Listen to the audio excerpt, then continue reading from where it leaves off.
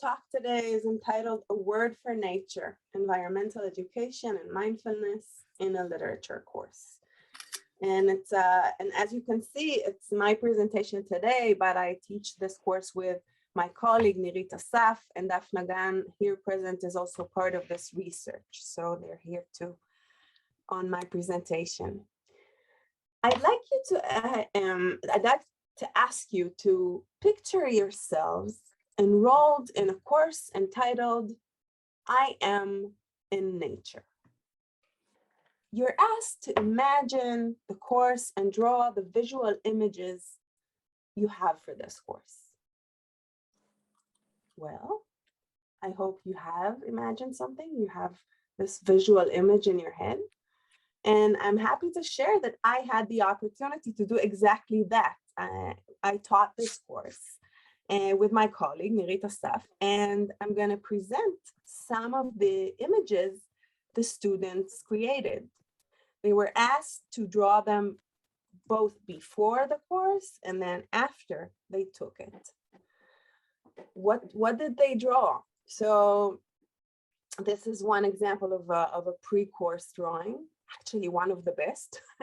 But most of them, what most of them drew was, or almost all of them, was the desert. They had in mind the desert. And it's not surprising because most Israeli students in high school get to have this experience of being in the Negev Desert, part of their schooling. So can you please mute, Daphna? I hear all these noises. Thank you. No, it's still not muted, but whatever. But at the same time, although many of them drew the desert, there were variations. So in this example, for example, you can see the mountains, the starry night, the moon, but there's this very Disney-like Bambi that obviously is not part of the Israeli desert, but that's what this student had in mind. So I'm going to tell you the story of this course, and I'm starting from the campus, our campus of Kibbutzim College of Education in Tel Aviv, where I teach, where we teach. And we went all the way, the beginning of the course was all the way from Tel Aviv down to, just a second, whoops, to Mitzpe Ramon. Mitzpe Ramon and the Ramon crater. And I'm sharing this map with you. Here you can see the Ramon crater in the Negev Desert is heart-shaped. You can see the heart, I hope. And we started right here at the edge of the crater in a environmental sculpture garden right here. I'm going to go back to my presentation. So it's a huge change, as you can see. The story I'm going to tell you about the course is going to demonstrate various points of view, various colors, different points of time, not necessarily in a chronological mode. And actually what is important about it, it's a tale of contemplation. It's a contemplation both on literary texts, but also inside to the inner self, outside to the natural world, and the dialogue with colleagues. It's an individual contemplation and a group contemplation. Entitled, I Am in Nature. This course is part of students' teacher training program, being literature teacher for both middle and high school. It included 2-day base camping and hiking in the Negev Desert. Here you can see us right on the edge of the crater, and this is the, as I mentioned, the environmental sculpture garden, and also 3 on-campus meetings.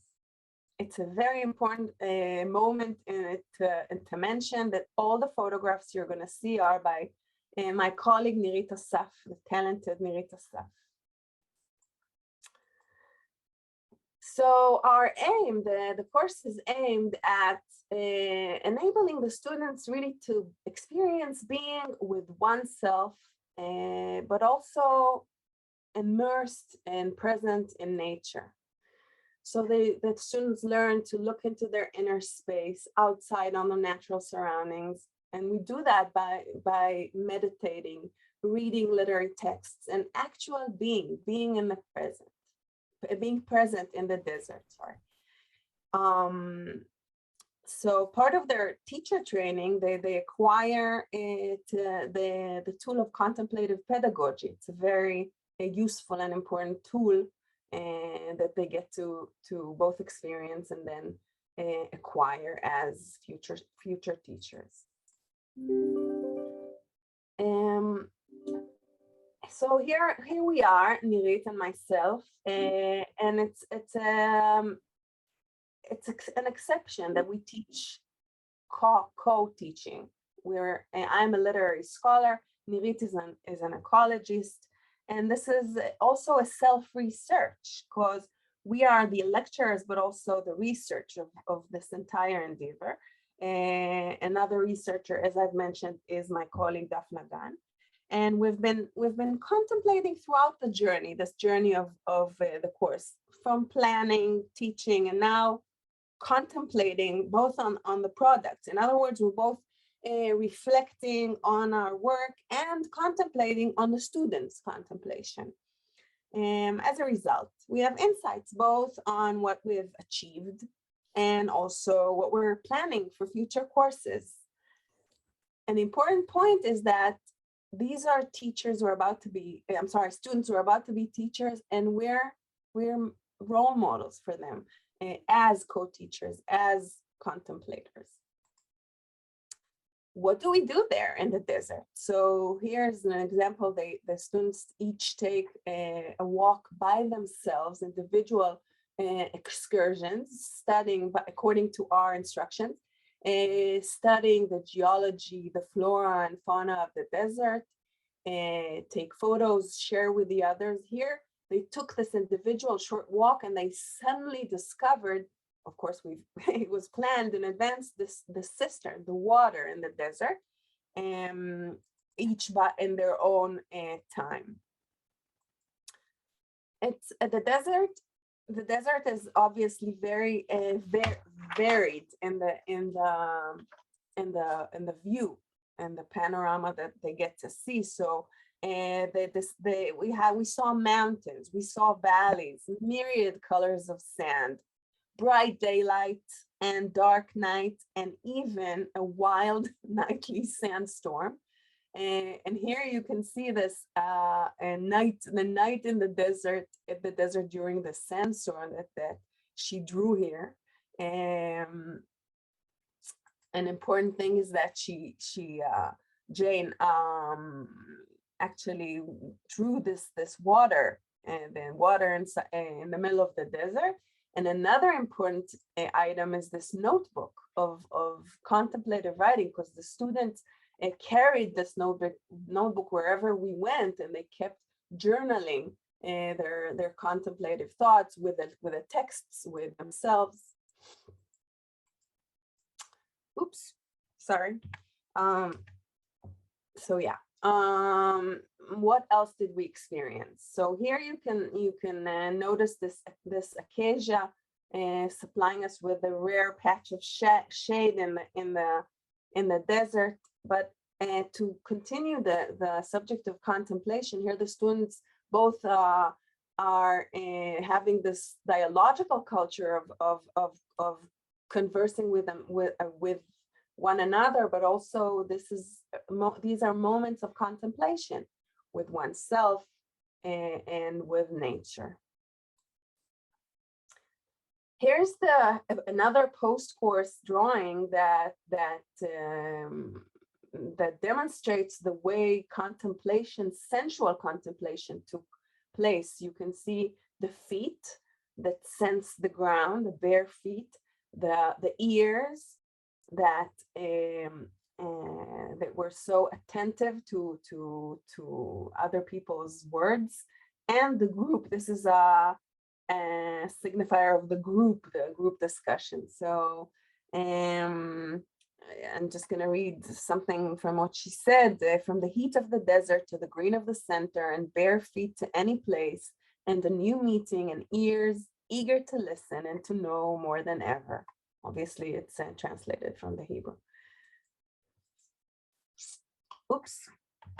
And the setting is also very important. The students got the chance to prepare the food, cook it together, be present together over open fire, and can you mute, please? Thank you.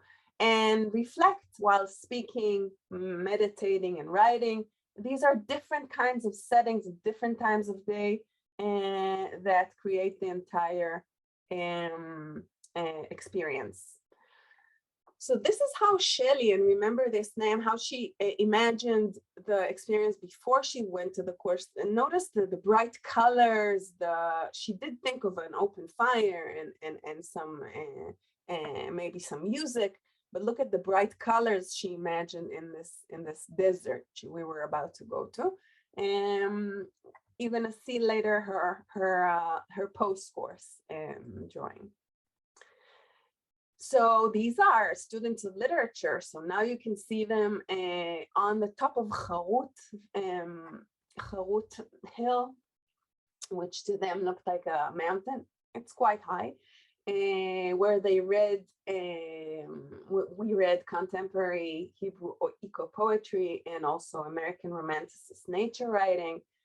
We also practiced guided mindfulness meditation, and as I said, kept these writing journals. And I'm going to be specific now about one of these experiences. I keep clicking too much, but okay. So on top of this hill, we practiced the mountain meditation, where you imagine yourself as a mountain. The students were asked to imagine themselves as mountains, and while thinking what it does to their body, to their thoughts, to their feelings. And then we read this poem by Maya Weinberg, a contemporary Hebrew eco-poet. And I'd like to read this translation because later on, well, I'm going to read it and you'll see in a minute. Mountain pose. The mountain does not ask for anything. It defines the landscape with its shoulders, its remaining body parts spread. Nothing raises the stakes for the mountain. Nothing lowers them other than time. And even that in mountain scale. When they carved, when they burned, when they planted, when they deserted, it always stood so. And not because of its indifference, for it is not indifferent, but rather since its very mountainness, the first in standing positions, positioning all other things in proportion. If you're a yoga practitioner, you probably noticed the standing position, because Maya, this poet, is also a yoga teacher, other than among many other things. So the very Shelley that you saw, her bright imagination of the desert, look what she chose to draw after the course, where she sits here and says here in Hebrew, mountain pose, the mountain position by Maya Weinberg. And she really felt this was the very, very meaningful moment in the course. And she says here, you can read by yourselves, but I really succeeded in connecting to the situation, at the same time enter the poem, imagining I was flying up, achieving my goals, being present at the top of the mountain, a good place. It made me feel very nice for a few moments. Okay. And then we finally got back to the campus for our campus meetings. This is the Center for Contemplative Pedagogy at Kibbutzim College of Education. We have a yurt, and we both met there inside, and we spent a lot of time outside. Obviously, it was much better with COVID around. So here you can see the students watching the pollination with magnifying glasses and connecting it to literary texts about someone contemplating the exact same processes in these flowers and pollinators.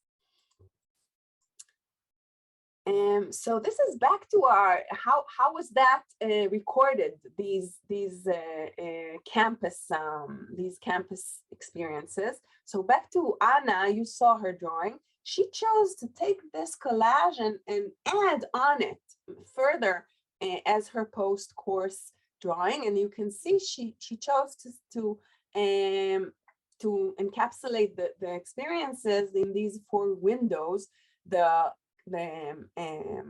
social experience, these flowers, it's the exact flower that we were watching, and here we had this exercise with leaves, and we had tea outside in a plastic cup. And even the sandstorm and the actually stressful experience she had here with her friends, it says here in Hebrew, breathe.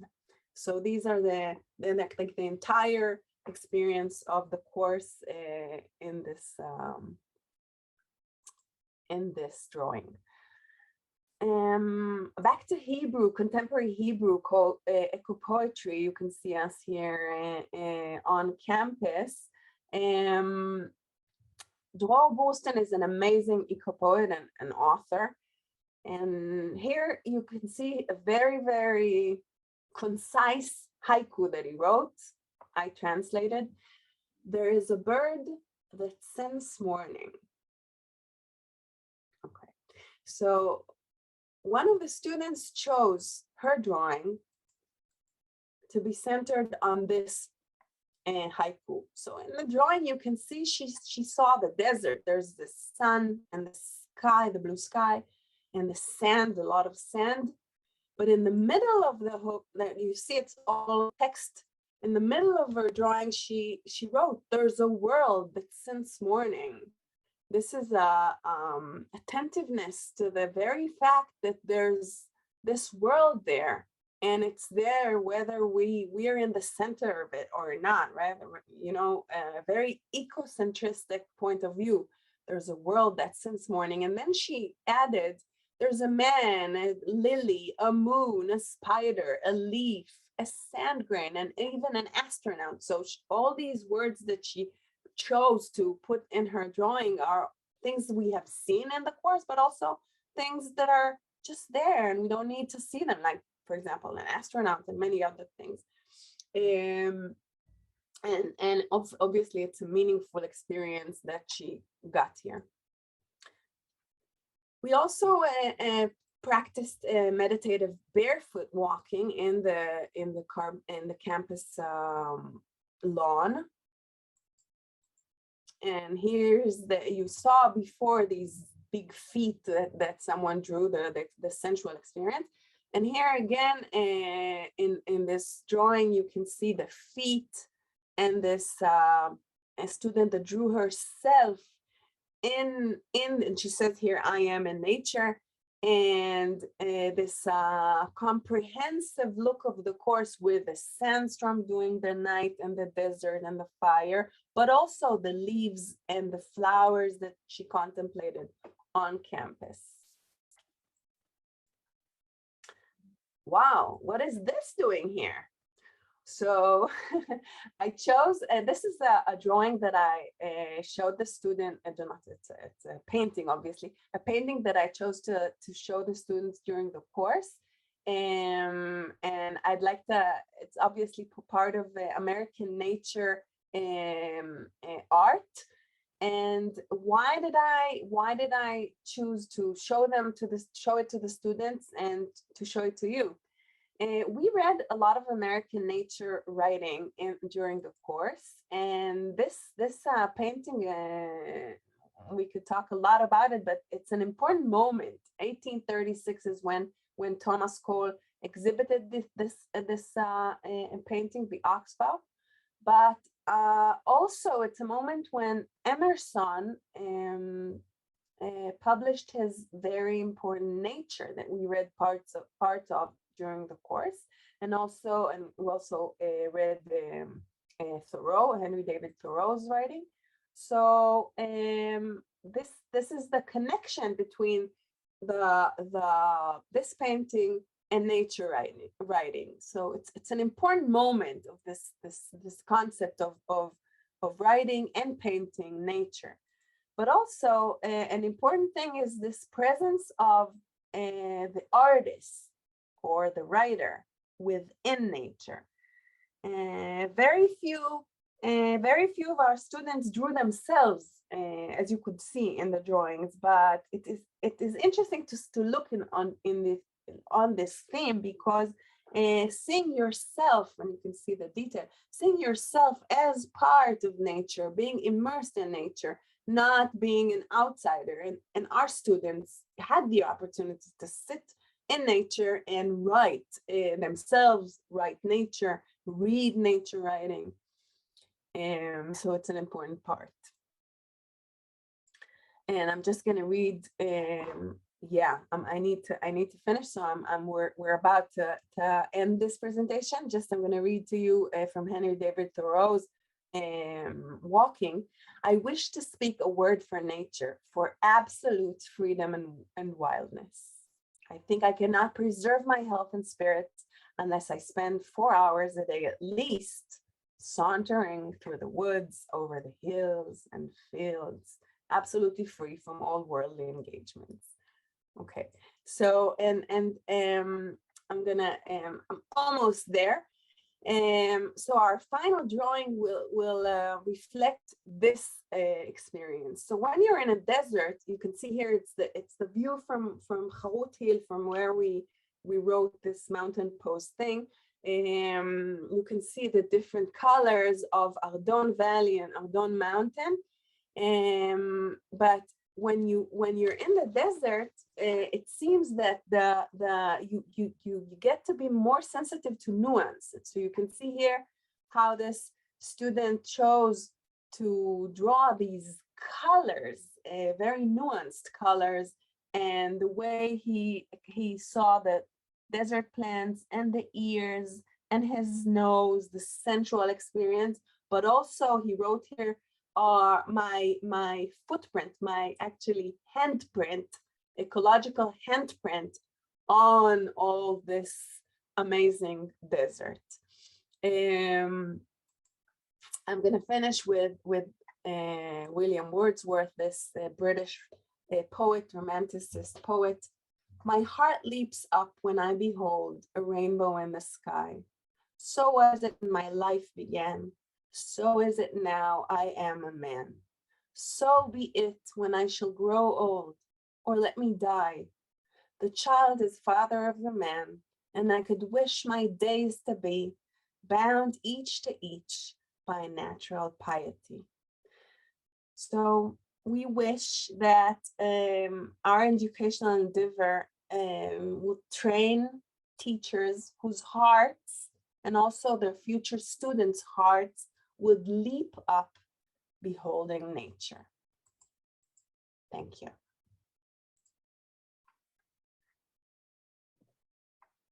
Wow, Neta, thank you so much.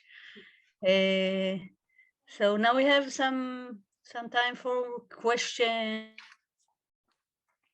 marks. You can just ask or say. You don't have to raise your hand.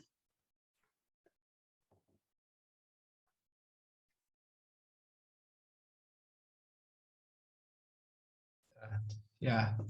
Okay. Thank you so much for the presentation. I'm very impressed with the way you help the student to reflect on the course, the nature course. And I have a question. If I see most of the reflection way is drawing, so I wonder if the student is not good at drawing. So do you think about another mean another way to help them to reflect on the course. Thank you. So if I understand correctly, you're asking if students doesn't know how to draw, what would he do or she? Yeah, for example, I'm not very bad at drawing, so normally I don't know how to draw. Yeah, so. Okay, thank you. That's a great question, because obviously students always say that, but I don't know how to draw. What do you want? But then we tell them, you know, it's not an art competition. It's not about the art. You just represent whatever you choose to, and we have not shown the entire course, the tons of drawings, but people chose to do very sometimes very symbolistic, really symbols of what they were thinking. And also they always write a text.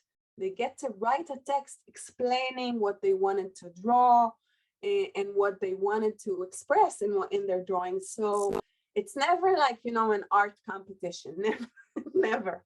And it's all about what they write and what they want to express. Thank you. I think it would be very interesting to do the same thing with music, because I passed all the courses with Daphna and with you and with Nirit, and I always had this problem with drawing. And I was always thinking if I could do music or like write a song or something like that, if that would work too. So just something to think about. Amazing. Thank you so much.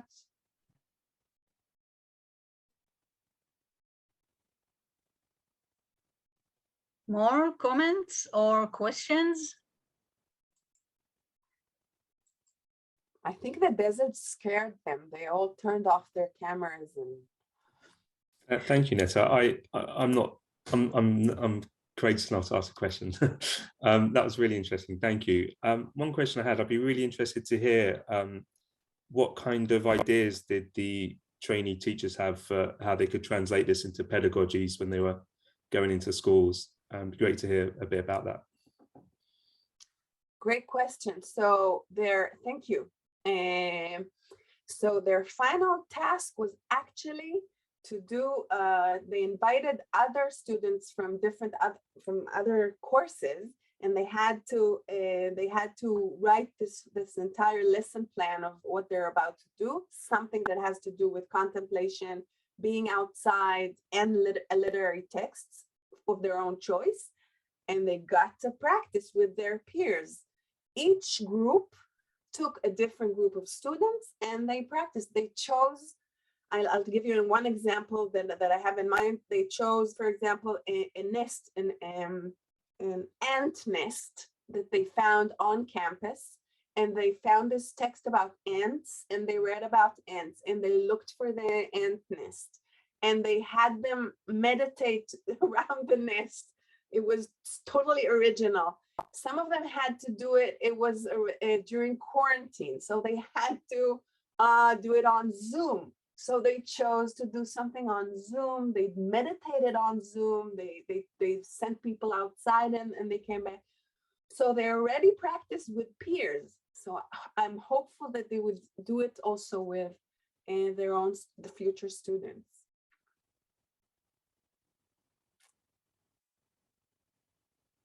More questions or remark? Yes, Lisa, yes. So I have a question. You may think I've temporarily lost my mind, but as sort of experienced your presentation, and I saw the drawings, and I saw this very carefully intentional experience that you've provided for the students. I think that you mentioned this was for people who are going to teach middle school and high school. And I think that this could be done with early childhood students. Part of the center that I direct at TC has an early childhood program, and we interweave a lot of sustainability But I'm thinking, like, one of the things that we did in our mindfulness movement was the children spent 5 sessions just on their feet, examining their feet. What do they feel? What are the bones of their feet, right? And what do you feel? Of course, we are in an urban setting, but there's a tremendous amount of nature in an urban setting. And I think that the drawing is something that children are very expressive at in this age. And certainly there is a lot of nature, literature and poetry. So I'm just wondering if anybody has experience with very young children and anything like this, or what your thoughts are. So thank you for this. And obviously nothing about losing your mind. So yeah, it's well natural. So this course was specifically for these students who are about to teach middle and high school. But we also train in our college early childhood and also elementary school teachers. And I do teach these students, but these literary texts obviously are not relevant for them. But yeah, we do things like that, and I have this series of literary texts directed to children, and picture books about nature, about the environment that I do use. I personally don't work with early childhood, but I try to inspire my other students who will work with them. Yeah, sounds amazing. Well, thank you for that. I think we may give it a go. I have to go back and meet with the team and prove to them that I haven't lost my mind. But actually, I think we're it's like we're on the periphery of a lot of this, and this is just this marvelous way to make it cohesive. So thank you so much. Thank you.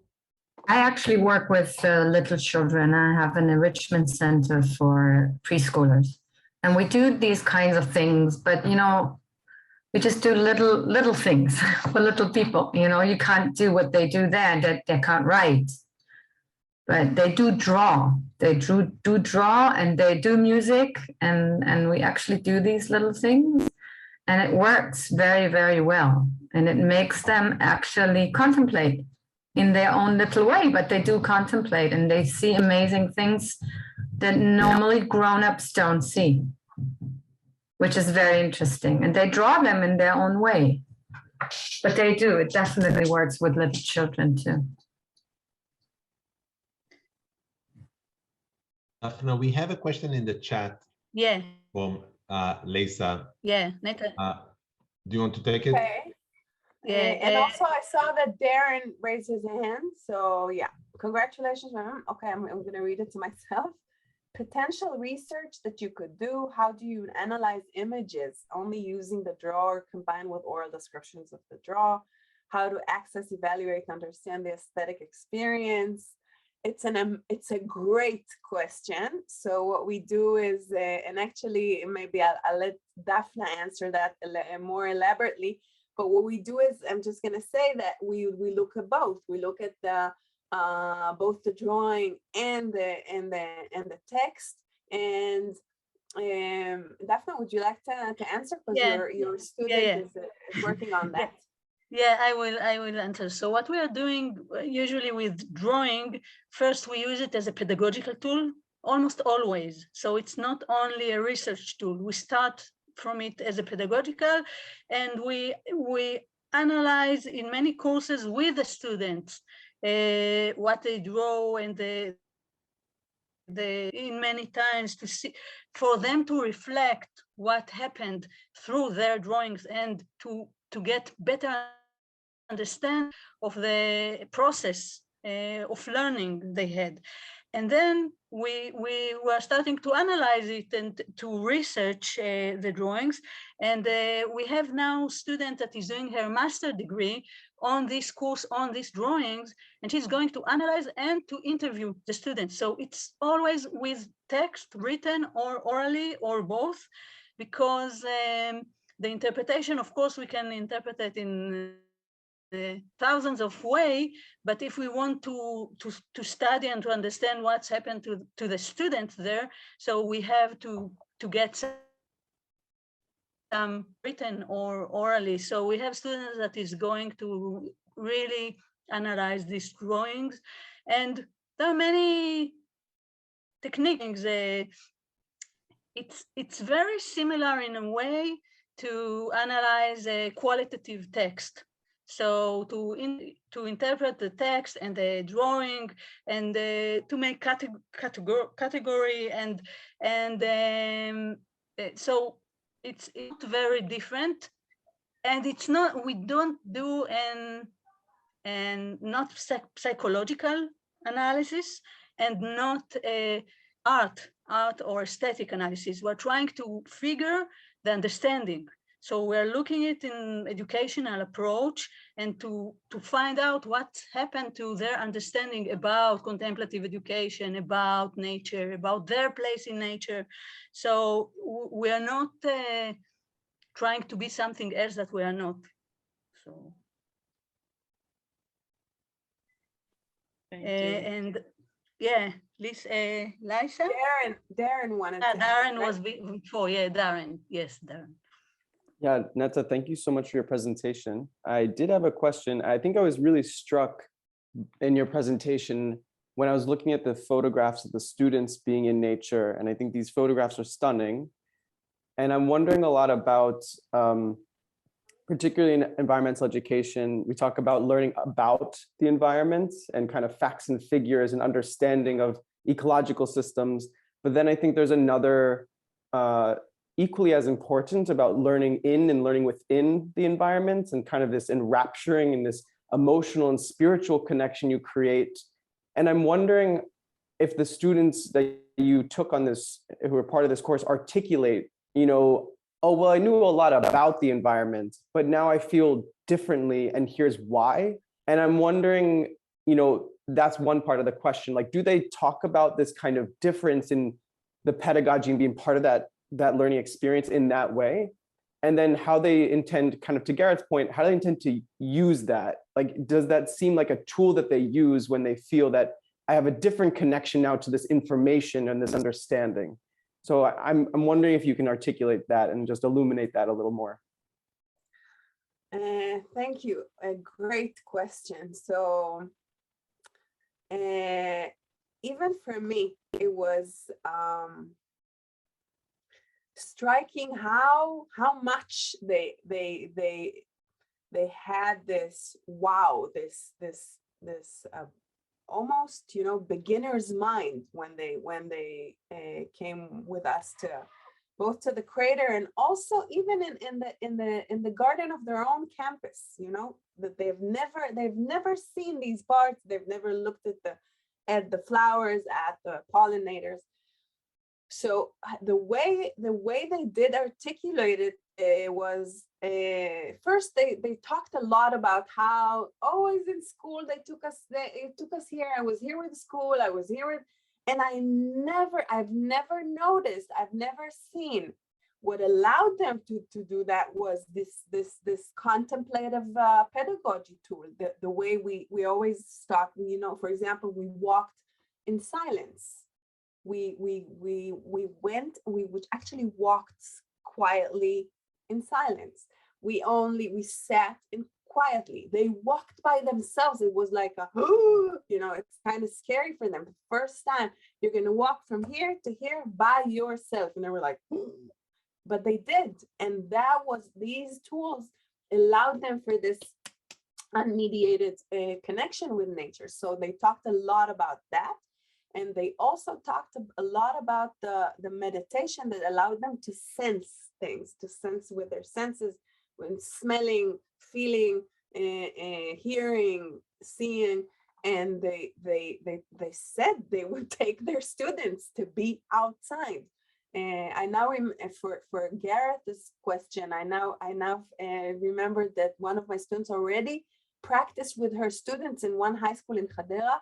She took them outside and she practiced with them, just listening and smelling and watching and feeling the air on your skin.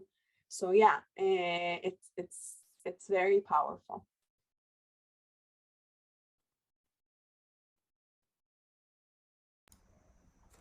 Liza, do you want to ask a question? I know that.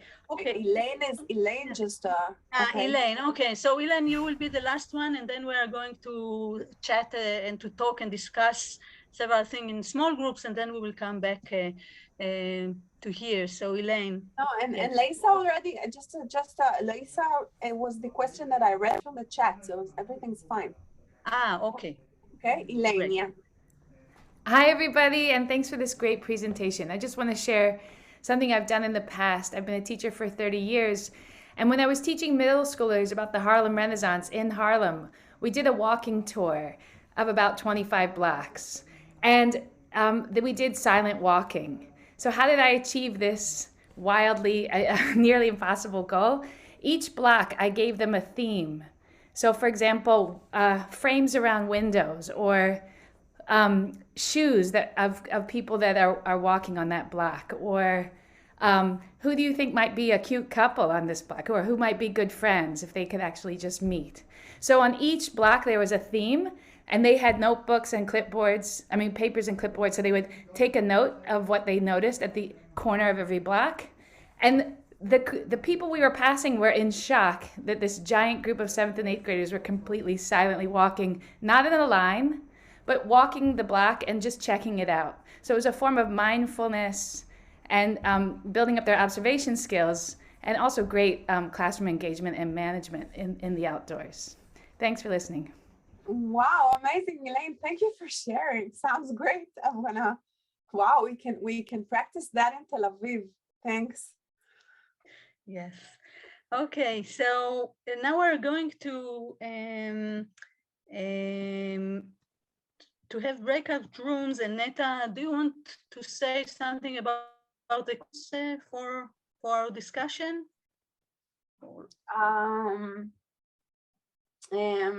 Just a second, I need my chat box. Yeah, I don't think I need to say anything. I'm just interesting, and exactly how Elaine just shared.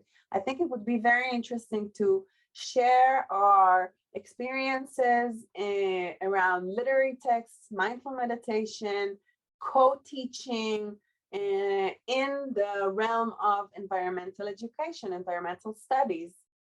Welcome back, everybody. Daphna, you here? Yeah. Wow, this was very interesting. So who wants to share some thoughts from group 1? I think we were room 1. Someone from our group want to share some ideas from our discussion?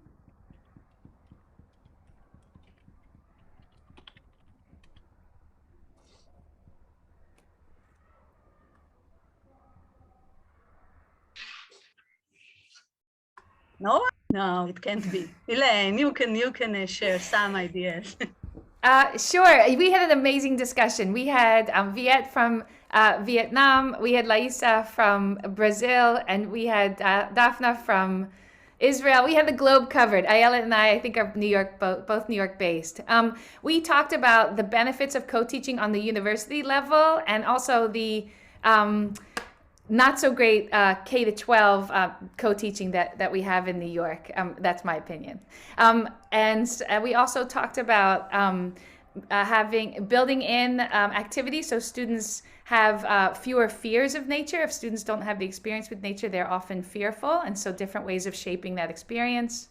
What else did we talk about? We talked about in Vietnam the kind of programming they do for kindergarten students, involving songs and stories and literature, I think, to encourage students to really have great feelings and thoughts about agriculture.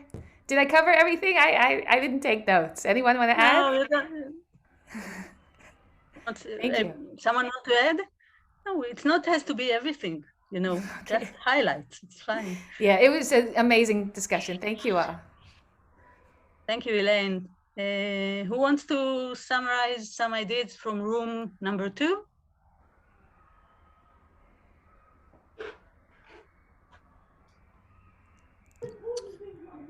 I made some notes. I'm happy to describe it. I did it last time as well. I'm really happy to do it again, but I'm just conscious, you know, people might be bored of my voice. So I invite somebody from the group to share if they want to. No, please go ahead. Thank you for taking notes.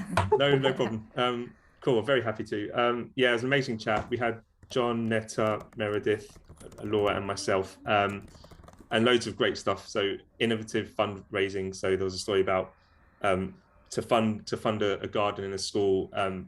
Everyone was made to eat school lunches to save money, and that helped build this garden. There was stuff about the importance of self-care in a challenging society. So even though there's tensions with teaching these kinds of pedagogies when we need to teach the test, times of like post-COVID when society's so much upheaval, actually these things become, you know, more important than the test in some ways. So, you know, having mindfulness and self-care as part of learning for children. And that includes shifting from a more being mode and a doing mode. So just getting kids to just be in the world was a really interesting idea that we spoke about. Education as a almost complementary medicine, you know, just for the actual body and soul rather than just the intellect. And in things like yoga, meditation, actually, especially younger children are so comfortable with this stuff compared to us that they actually end up teaching us about that. And there's something really powerful there, which, you know, shifts as they get older. So that was interesting to me. Why does that shift when kids get older? And we spoke a lot about beekeeping, which was brilliant. So, you know, for example, doing meditation by beehives and smelling the honey and hearing the bees and learning that, you know, to, you know, look at bees respectfully, yet seeing that they're friendly. And, you know, there was pedagogies about discussions with astronauts. So kids had discussions with astronauts and they were learning about how, you know, centered they are on Earth. Yeah, so that was just some really just amazing stuff that we covered. Thank you. And room number 3. We'll share room number 3. Oh, Lisa, thank you. I'm happy to share. I did take notes, but I think they're very incomplete. But we opened by talking about the literature and the connection of the literature and the environment. And so we had several book recommendations, which we would like to share with you. Silent Spring by Rachel Carson, and then The Sense of Wonder, also by Rachel Carson, but written for parents, published posthumously. It's an essay, but has been turned into beautiful books. And Mary Oliver's poetry. And then if I could ask Lindy and Omar, they shared wonderful resources with us. Lindy is sort of crowdsourcing nature books for very young children. And Omar has a very talented brother who does comics, and is it Natural Wonder Comics? Yeah, it's my brother, and so I'll put his comics in the chat so people can I'm sorry. It's okay. I'm sorry, Darren. Yeah. Yeah, so if we could get those comments in the chat, because I think that there was such richness there. And then we shared different ideas of what people had experienced, either as when they were a student or as they are they are teaching. Does anyone else want to add from group 3?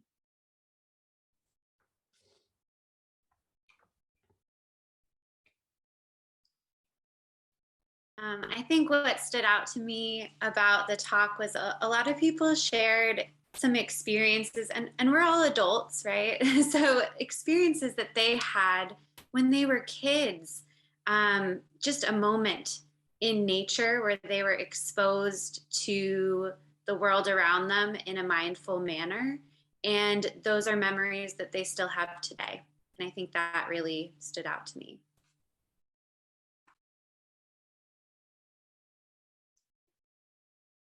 Great. So if you have comments, questions, something that you think about or you want to share with us regarding what we have in our conversation and discussion, you have more questions, we will be happy to share some thoughts.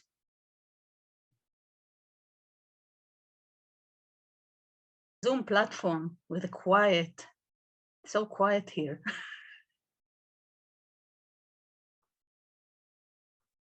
I just wanted to say I was inspired by the group I was talking to, so I'm still like, wow, that's inspiring. And also what Lindy just said, I'm thinking.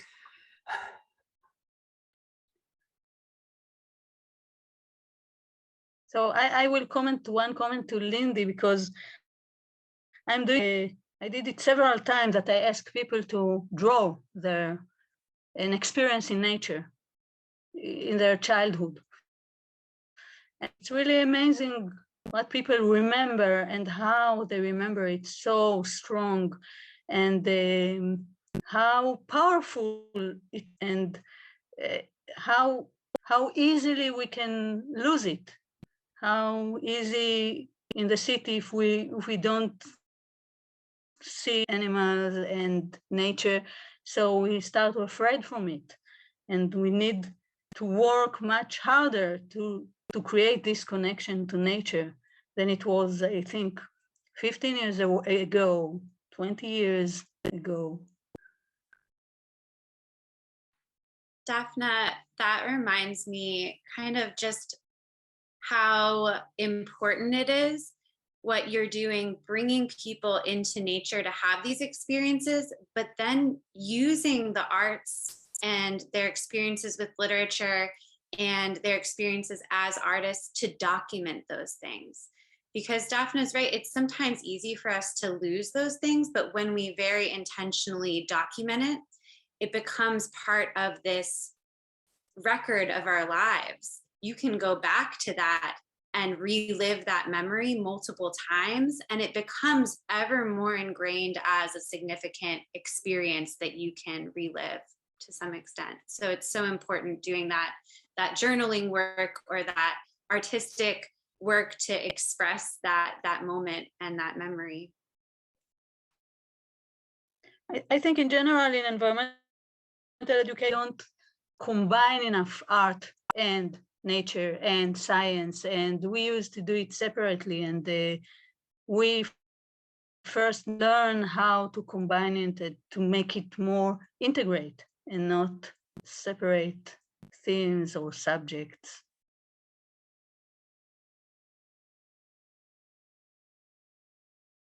Yes, Owen.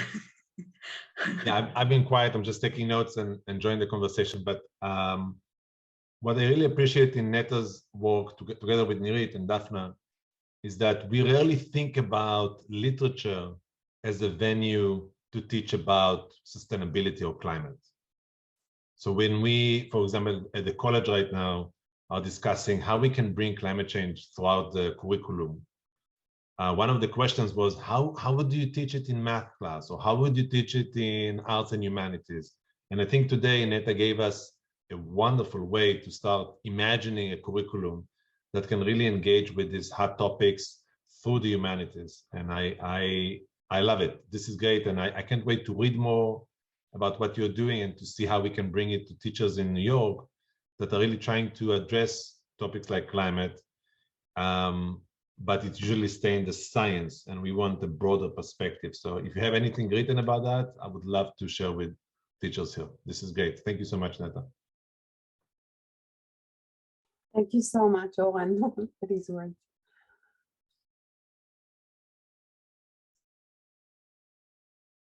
I think 2 lines in research also. So there is also all these lines of eco poetry and stuff that use in education people usually don't know. Neta opened my whole thinking about literature, because I didn't know that so many people are dealing with climate change through literature that we don't expose, we even don't know about it. So we are so stuck in the science part, so it's hard to get out of it. Neta has this wonderful course about trash, food zevel, trash literature. How do you call that in English? This is such a wonderful, wonderful course to take. You should actually do something with that in front of all these people, because this is a wonderful, wonderful lecture to take. Next time. So next time, definitely.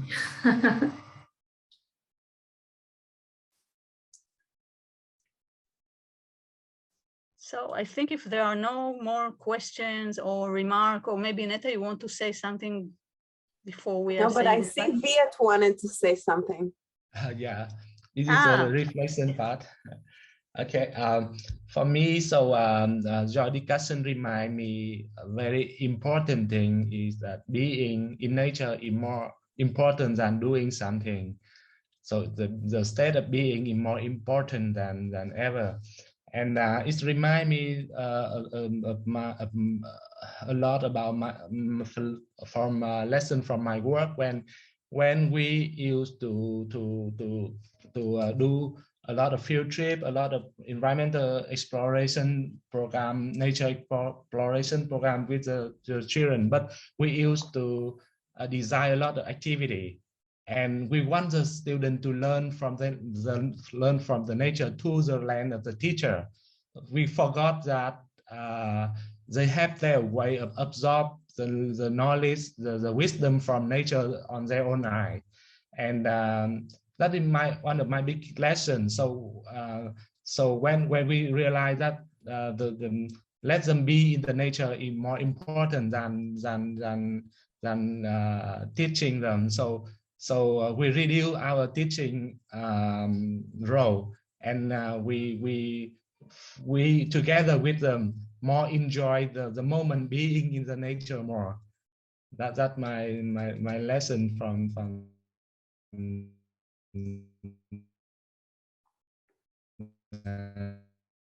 today and my past experience.